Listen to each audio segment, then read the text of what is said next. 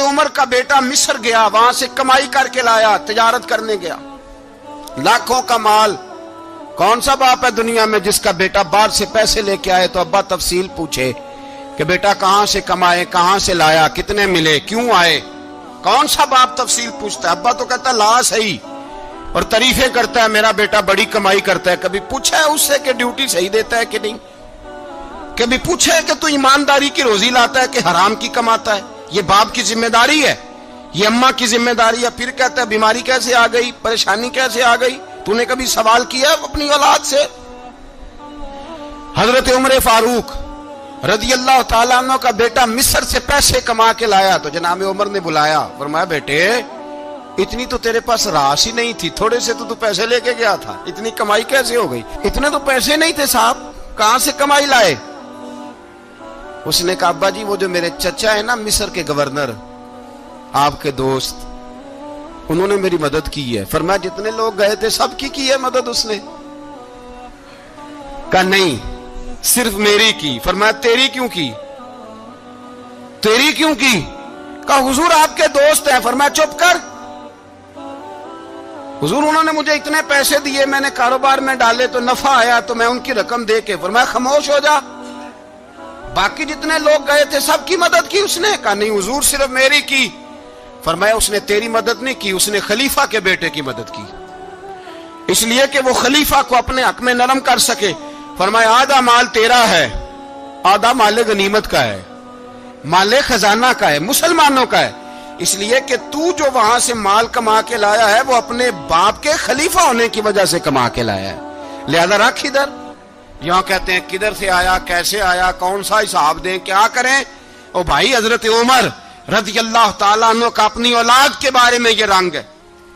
ایک جنگ سے نا خوشبو آئی، خوشبو بڑی مہنگی ہوتی تھی، عرب میں خوشبو آج بھی بڑی مہنگی ہے، وہ زیادہ استعمال کرتے ہیں۔ میری باتوں کی سمجھ آ رہی ہے میرے بھائیوں؟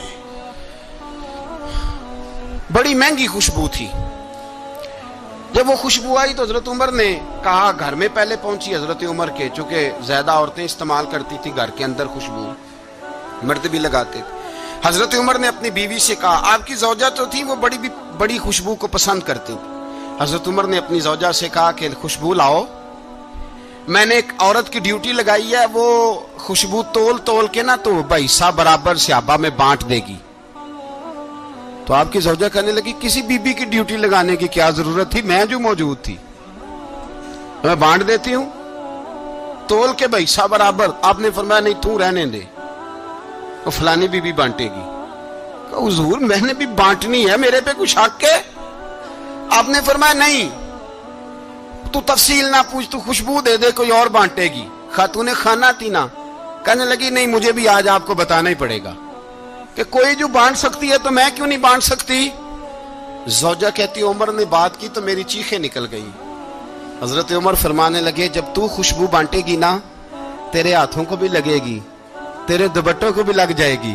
اگر رب کریم نے مجھ سے سوال پوچھا کہ عمر خوشبو تو مسلمانوں کی تھی، تیری بیوی کے دوپٹے کو کیوں لگ گئی، تو میں اللہ کے حضور کیا جواب دوں گا؟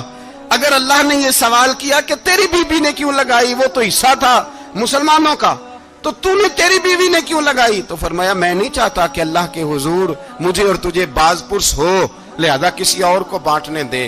زوجہ روئی اور تڑپ کے کہنے لگی عمر مجھے لگتا ہے صبح قیامت بھی تیری بیوی ہونے کی وجہ سے اللہ مجھے جنت عطا فرما دے گا، تیری زوجہ ہونے کی برکت سے۔ بھائی یہ معیار رکھا، خدا کی قسم ایسا شخص تاریخ میں دوبارہ نہیں آیا۔ اتنا بڑا آدمی، اتنا بڑا شخص، اتنا بڑا آدمی، اور پھر رنگ یہ ہے کہ عمر 22 لاکھ مربع میل کا حکمران، 22 لاکھ، اور کھجور کے درخت کے نیچے مٹی کا ڈھیلا لے کے سو گئے ہیں، پرواہ کوئی نہیں، کوئی مسئلہ ہی نہیں۔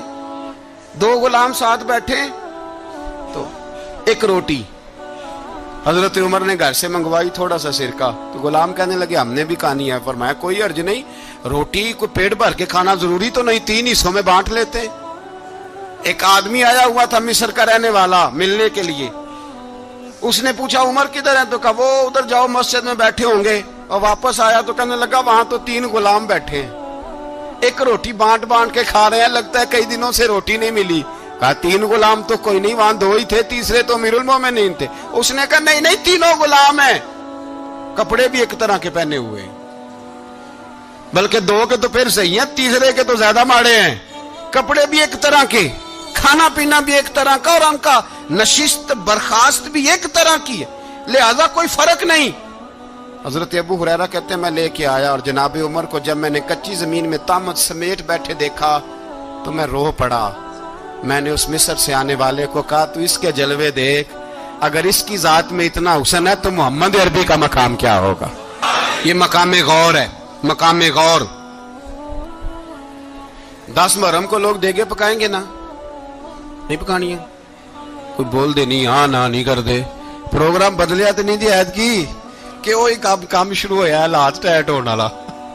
کیوں جی, پکنی ہے نا دیکھیں 10 محرم کو انشاءاللہ تعالی, ہم بھی پکائیں گے انشاءاللہ, یہاں بھی پروگرام ہوگا. تو 10 محرم کو جو دیگ پکنی ہے تو ایسا نہیں ہو سکتا کہ 1 محرم کو حضرت عمر کے نام کی بھی کوئی پک جائے. اگر امام حسن حسین کے نام کی دیگیں پکیں تو جو امام حسن حسین کے سے پیار کرنے والے ہیں, جو امام حسن حسین سے, ہم لوگوں نے بھی عجیب رٹا اپنایا ہے نا, ہم لوگ بات کا ایک پہلو دیکھتے ہیں دوسرا نہیں دیکھتے. حضرت امام حسن اور حسین کو بھی نبی پاک نے شہید کہا, اور جناب عمر کو بھی رسول اللہ نے خود شہید فرمایا. فرمایا شہید ہے, خود فرمایا اپنی زبان سے کہ یہ شہید ہے, خود میرا عمر شہید ہے. تو ان کے نام کی دیگ نہیں پکنی چاہیے, اس طرف نہیں ہماری توجہ ہونی چاہیے. اور اہل بیت نبو, یہ بات میں پہلے بھی کرتا ہوں, آج پھر کرنا ضروری سمجھتا ہوں. اہل بیت کا پیار سن لو کان کھول کے, اہل بیت کا پیار اگر ہمیں کسی نے سکھایا ہے تو سیدنا عمر فاروق نے سکھایا ہے. اہل بیت نبوت کی محبت اگر کسی نے سکھائی ہے تو کس نے سکھائی ہے, بول کے بتائیے. حضرت عمر نے. اہل بیت کا پیار ہمیں حضرت عمر نے بول کر کے سکھایا ہے. بھائی یاد رکھیں, کسی کی طاقت نہیں تھی دم مارنے کی حضرت عمر کے سامنے, طاقت ہی نہیں تھی. کیسر و کسرا کانپ جاتے تھے, جرت ہی نہیں کرتے تھے حضرت. اور ہمارے تو تعلقات بڑے ہیں نا غیروں سے. حضرت ابو موسیٰ اشعری رضی اللہ تعالیٰ عنہ فرماتے ہیں میرا منشی عیسائی تھا, وہ کاتب کہتے تھے وہ لوگ, میرا حساب کتاب عیسائی تھا. تو فرماتے ہیں ایک دن میں نے وہ سارا حساب کتاب لین دین کے حضرت عمر کو دکھائے تو فرمانے لگے جس نے لکھے ہیں اس کو بلاؤ. کہنے لگے وہ ضرور مسجد نہیں آ سکتا. کیوں نہیں آ سکتا؟ کہنے لگے وہ عیسائی ہے. کہتے ہیں حضرت عمر جلال میں آ گئے. آپ فرمانے لگے جنہیں رب دور کرتا ہے تم کیوں قریب کرتے ہو, جنہیں اللہ دور کرتا ہے. فرمایا تم غیروں کو اگر عہدے دو گے تو اپنوں کا کیا بنے گا, اگر تم غیروں کو عہدے دو گے تو اپنوں کا. یہ سوچ ہے جو آج برما کے مسلمانوں کے لیے بھی ضروری ہے. کہا اگر تم غیروں کو عہدے دو گے تو اپنوں کا. ہم نے غیروں کو عہدے دیے تو دیکھا نا اپنے کس طرح کاٹے جا رہے ہیں. غیروں کو جو عہدے دے دیے یارانے سارے غیروں سے, روز دعویٰ ہوتا ہے چین ہمارا سجن ہے, چین ہمارا دوست ہے. او بھائی دوست ہے تو اس سے کہو نا کہ برما تو تمہاری ایک چھوٹی سی ریاست ہے, چین کے بغیر تو وہ سانس بھی نہیں لے سکتا. اس کو کہو نا اس حکومت پہ دباؤ ڈالے. لیکن ہم لوگوں نے غیروں کو عہدے دیے تو اپنے پس گئے. حضرت عمر کہتے تھے ذمی کا ہم ادب کریں گے, ذمی کافر کا ہم, ایسا کافر جو مسلمان ریاست کو قبول کرے, بدامنی نہ پھیلائے. ایک آدمی کو آپ نے دیکھا آنکھوں سے نابینا ہے اور بھیک مانگ رہا ہے, تو حضرت عمر کو نظر آ گیا. فرمایا کون ہو؟ اس نے کہا میں یہودی ہوں. فرمایا بھیک کیوں مانگتے ہو؟ کہا جب تک تندرست تھا مسلمانوں کو جزیہ دیتا تھا, بوڑھا ہو گیا ہوں کیا کروں. حضرت عمر نے گھوڑے کی پشت پہ بٹھایا, کافر کو گھوڑے کی پشت پہ بٹھایا اور بٹھا کے مدینے لائے. حضرت علی شیر خدا وزیر خزانہ تھے. فرمایا علی اس کا وظیفہ جاری کرو. کہا یہ کون ہے؟ فرمایا یہ یہودی ہے لیکن یہ ہمیں جزیہ دیتا رہا, بوڑھا ہو گیا بیچارہ, بھیک مانگنے پہ مجبور ہے, ہماری حکومت کے اندر رہتا ہے, اس کا پورا وظیفہ جتنا خرچہ اتنا وظیفہ لگاؤ. حضرت علی کہتے ہیں میں وظیفہ لگا رہا تھا اور وہ میرے نبی کا کلمہ پڑھ رہا تھا, وہ رسول اللہ کا کلمہ پڑھ رہا تھا. یہ مزاج, یہ نہیں کہ کافر. حضرت عمر نے گورنروں کو خط لکھے تھے کہ زبردستی کسی کو مسلمان نہیں کرنا, جہاں ان کی عبادت گاہیں بنی ہو گرانی نہیں, کوئی مندر کوئی گرجا ضائع نہیں کرنا. اسلام سب کو جینے کا موقع دیتا ہے, پر بے ایمانو ظالموں بدذاتوں تمہیں یہ کہتا ہے کہ ہم تمہیں جینے کا موقع دیتے, تم بھی مسلمان मुसलमानों को जीने का मौका दो। ये जहां बसते हैं, जहां रहते हैं, इन्हें वहां जीने का मौका दो। इन्हें भी अल्लाह अकबर कहने का मौका दो, इन्हें भी कुरान पढ़ने का मौका दो, इन्हें भी रसूलुल्लाह पर दुरूद पढ़ने का मौका दो। हमारे मुल्क में ईसाई अपनी मर्जी से खुलेआम तबलीग करते हैं। यहां तो चैनल चलाए हैं ईसाइयों ने। किसी मजहबी जमात ने कभी जुलूस निकाला है कि ईसाइयों का चैनल बंद करो? बोले निकला है कि नहीं निकला? कितने जुल्म की बात है। हम जब गैर को इतना तहफुज देते हैं, इतना तहफुज देते हैं, हमने देखा है, मुझे 20 लोगों ने ईद पे टेलीफोन किए कि ईसाइयों को कुर्बानी का गोश्त दे लें। मजबूर हैं जी, दरवाजे पे आ गए हैं, हमारे काम काज करते हैं। 20 लोग, आम आदमी के दिल में इनका इतना जज्बा है। वो मसाइल का बयान करना एक अलग बात, लेकिन हमारे दिल काफर के हक में भी नरम हो जाते। तुम किस कदर ज्यादा बेईमान हो और कुफर किस कदर ज्यादा जलील हो गया है कि मुसलमान के हक में नरम होता ही नहीं। और उससे बड़े जलील वो हैं जो इन जलीलों के सपोर्टर हैं। वो किसी अरब मुल्क के हुक्मरान हो या किसी और जगह के, वो बड़े जलील है जो इन जलीलों के सपोर्टर हैं, जो बर्मा की बच्चियों के कत्ल पर अपनी हुकूमतें चमका रहे हैं। ने शर्म नहीं आती। इस कदर मुसलमान तड़पा है, लेकिन उन बेगैरतों को जरा होश नहीं आई। और ये उनके कमाश, उनके दलाल जो हर जगह उनकी सपोर्ट करके अपनी हुकूमतें कायम करते हैं, बेईमानों को पता नहीं कि कब इन पर अल्लाह का अजाब उतरेगा और किस तरह इनके परखशे उड़ेंगे। तुम्हें अपनी जिल्लत और रुसवाई नजर नहीं आ रही कि जमीन किस तरह तुम्हारे लिए तंग हो गई है? इससे ज्यादा और तुम्हारी रुसवाई क्या होगी? डरो अल्लाह से, और ये तो दुनिया का अजाब है। इन्ना बत्श रब्बिका लशदीद, मेरा रब कहता है क़यामत तो कायम होने दे। इतना सख्त तेरे रब की पकड़ है, इतनी किसी दूसरे की हो सकती? याद रखें और थोड़ा एहतियात करें हम सब लोग भी, जो हम लोग आधी जुबान बोल के भी इनकी सपोर्ट करते। अब शर्म आनी चाहिए हमें इन हुकूमतों की सपोर्ट करते जो मुसलमानों की लाशों के ऊपर हुकूमतें कायम करते हैं। शर्म आनी चाहिए। बहरहाल बात दूर निकल जाएगी और मैं अपने मजमून पे रहता हूं। अहले बैत का प्यार अगर सिखाया है तो जनाबे उमर ने सिखाया है रदी अल्लाह ताला अन्हो। इमाम हसन मिलने, आप यकीन करें, मैं जब इस वाकया को पढ़ता हूं तो मेरा दिल झूम जाता है। मैं कहता हूं यार, डाटा होना अपनी जगह पे, इश्क होना अपनी जगह पे, इंसान का बावकार होना अपनी जगह। जहां खड़े होना था वहां ये खड़े होते थे, और जहां झुकना था वहां ये इन लोगों में इकबाल ने कहा था, तेरी निगाह नाज से दोनों मुराद पा गए। अकले गियाबो जुस्तजू इश्के हुजूरो इस तरह। जहां अगर आया है सामने कैसरो किसरा तो उमर जैसा दलेर कोई नहीं। अगर सामने आया ईरान का बादशाह तो उमर जैसा तगड़ा कोई नहीं। अगर आया है सामने गुस्सान का बादशाह तो उमर जैसा आदिल कोई नहीं। लेकिन अगर अली का बेटा आया है, अगर फातिमा के लाल पारे आए हैं, तो फिर फारूक आजम से जैसा मुहिब कोई नहीं, फिर उनसे जैसा प्यार करने वाला कोई नहीं। अंदर बैठे हैं जनाबे उमर, अंदर तन्हाई में कुछ वजीरों से गुफ्तगू हो रही है, मीटिंगें जारी हैं। आपके बेटे मिलने आए जनाबे अब्दुल्ला इब्ने उमर। अब्बा जी मिलने आए। बात ठहरो, बात कर रहा हूं, कोई ना अंदर आए। साहबजादा बाहर खड़ा है। थोड़ी देर गुजरी तो इमाम हसन भी आ गए। कौन आए? आपको अजब मिलेगा इमाम साहब का नाम लेने से, वो सरदार हैं जन्नतियों। कौन आए? सारे बोलिए। इमाम हसन, तेरी नस्ल पाक में है बच्चा बच्चा नूर का, तू है ने नूर तेरा सब घराना। इमाम हसन आए तो हजरत अब्दुल्ला इब्ने उमर को दरवाजे पे खड़े देखा। कहा अमीरुल मोमिनीन कहाँ हैं? कहने लगे हजरत उमर के बेटे। कहने लगे वो अंदर बैठे, कुछ मीटिंग हो रही है और उन्होंने कहा कोई अंदर ना आए, लेकिन आप जाना चाहें तो चले जाएं। आप जाना चाहें तो, तेरी नस्ल पाक में है बच्चा बच्चा नूर, आप जाना चाहें तो चले जाएं। तो उन्होंने कहा जब आप बाहर खड़े हैं तो मुझे कोई इतना जरूरी काम नहीं, और अभी जोर की नमाज थोड़ी देर में होगी, मैं मस्जिद में मिल लूंगा अमीरुल मोमिनीन से। ये बात कह के इमाम हसन चले गए। यार इतनी बड़ी बात नहीं थी, इतनी बड़ी बात नहीं थी।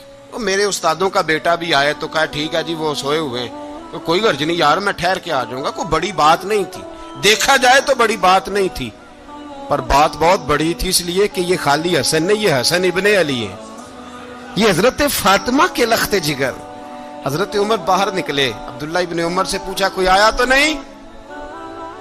तो कहा हुजूर इमाम हसन आए थे। تو کہا پھر شہزادے کو اندر کیوں نہیں بھیجا؟ کہا میں نے کہا تھا. وہ کہنے لگے اگر امیر المومنین مصروف ہیں تو میں ظہر میں مل لوں گا. حضرت عمر رونے لگے. فرمایا بیٹے تو نے اچھا نہیں کیا. پھر مسجد نہیں گئے, سیدھے امام حسن کے دروازے دستک دی. امام حسن باہر آئے. کہا شہزادے آئے تھے تو ملے کیوں نہیں؟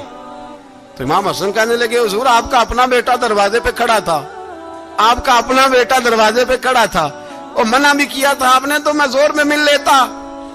حضرت امام حسن فرماتے ہیں جوش جذبات میں جناب عمر نے سر سے پگڑی اتار دی. جوش جذبات میں کہنے لگے حسن میرے بیٹے کا اور آپ کا کیا مقابلہ؟ کیا اس کی ماں کا نام فاطمہ الزہرا ہے؟ کیا اس کی نانی کا نام خدیجۃ الکبریٰ ہے؟ کیا اس کے نانے کا نام محمد مصطفیٰ ہے؟ آپ کا اور اس کا کیا مقابلہ؟ پھر رو پڑے اور کہنے لگے بیٹے میں مکے کے صحراؤں میں اونٹ چرایا کرتا تھا, یہ جو میرے سر پر عزت کے بال ہیں یہ تیرے نانے کے اگائے ہوئے. میں مکے کے خبردار شہزادے خبردار. او بھائی اہل بیت نبوت کے ادب کا رنگ اگر سکھایا ہے تو سیدنا عمر نے سکھایا ہے. حضرت عمر فاروق اتھارٹی ہے, اسلام کی اتھارٹی. یکم محرم حضرت عمر کی شہادت ہے. یہودی بول اٹھا, کافر بول اٹھا. اگر 6 مہینے عمر دنیا میں اور رہتے تو دنیا میں کوئی کافر موجود نہ ہوتا. 6 مہینے. اور جب اس بطل جلیل کا جنازہ اٹھا, اللہ بخاری پڑھیے نا, اللہم ارزقنا شہادت فی سبیلک, اللہ بسترے کی موت نہ دینا, شہادت کی دینا. عمر شہید ہوئے, مسجد نبوی میں نماز پڑھاتے, اور جب جنازہ اٹھا تو مدینے کا پھر پیچھے جو دلیر بچے وہ مولا علی تھے. مولا علی جناب عمر کا جنازہ اٹھا تو سب سے پہلی ہائے جو نکلی وہ حضرت علی کی زبان سے نکلی, اور حضرت علی ساری داڑھی آنسوؤں سے بھر گئی. لوگوں نے کہا کہ علی کیا ہوا؟ فرمانے لگے تم دیکھ نہیں رہے جنازہ کس کا اٹھا ہے, پلٹ کے دیکھو تو صحیح, تم پتہ نہیں یہ کون گیا ہے. کہ حضور کیا ہوا؟ آپ فرمانے لگے عمر اس طرح کے کام کر کے گیا ہے, اب ان کے رستوں پہ کون چلے گا؟ کون اس کے جگر راہ وفا میں؟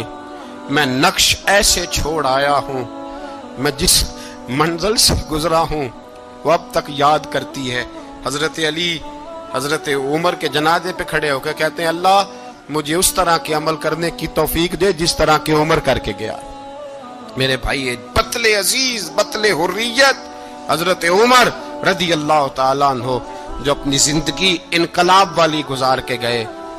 عمر جب دنیا سے گئے تو 80 دینار کا قرضہ تھا, 22 لاکھ مربع میل کا حکمران, اور اپنے بیٹے سے کہنے لگے بیٹے کوشش کرنا تیرے خاندان والے مل کے میرا قرضہ اتار دے, میری قبر پہ بوجھ نہ رہے, اور اگر خاندان والے مدد نہ کریں تو میرے دوستوں سے بات کرنا, وہ مدد نہ کریں تو پھر علی سے بات کرنا.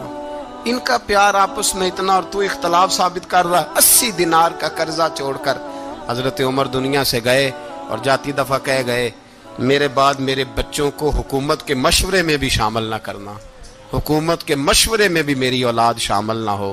اتنا بڑا شخص اتنا بڑا رنگ دے کے یکم محرم کو جب عمر فاروق کا وصال ہوا تو بیٹے سے کہنے لگے اماں عائشہ سے جا کے کہو میرا بھی نبی پاک کے روزے میں دفن ہونے کو دل کرتا ہے. ایک قبر کی جگہ ہے اماں جی نے اپنے لیے رکھی ہے, بخاری ہے بخاری. حضرت عائشہ کے پاس صاحبزادے گئے, کہنے لگے اماں جی عمر کو زخم لگ گیا ہے, حالت بڑی پریشانی والی ہے. وہ کہتے ہیں اگر اماں اجازت دیں.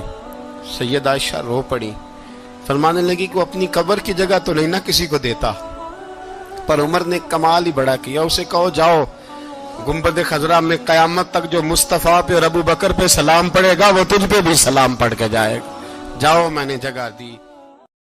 اور اگر آپ نے ابھی تک ہمارا چینل سبسکرائب نہیں کیا تو فوراً سبسکرائب کیجئے, ساتھ ہی بیل آئیکن پر کلک کریں تاکہ مزید آنے والی ویڈیو ہے وہ آپ کو وقت پر ملتی رہیں. اللہ حافظ.